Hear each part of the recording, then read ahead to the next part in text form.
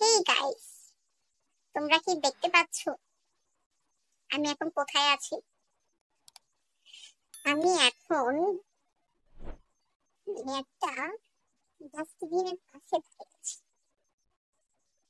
এখান থেকে দাঁড়িয়ে আমি ব্লগ করছি, তোমাদের সাথে ব্লগ শেয়ার করছি। এটা আমি আপলোড করব।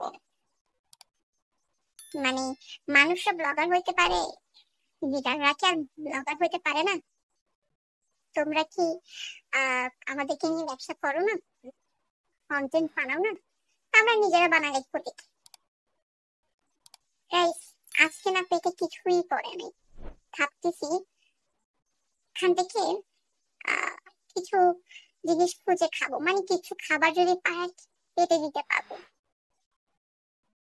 তোমরা তো আবার আমাদেরকে খাবার দিতে চাও না,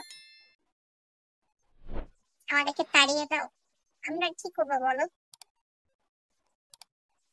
তাই এখান থেকে খাবার খুঁজতে এসেছে।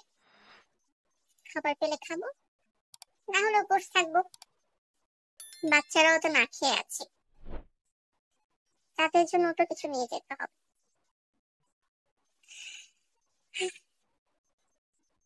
আবার অনেকে দেখি এখানে ডাস্টবিনে ময়লা আবর্জনার সাথে গাছ ফেলে যায়।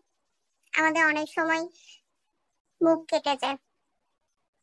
আমি একটা কথা বলি, যদি এসব ফেলতে হয় ভালো করে এমন ভাবে এটা র্যাপিং করে ফেলো যেন আমাদের মুখে না পড়ে।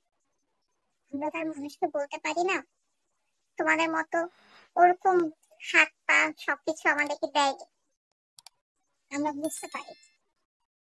তাই অনুরোধ, বিষয়টা খেয়াল রাখবা, হ্যাঁ?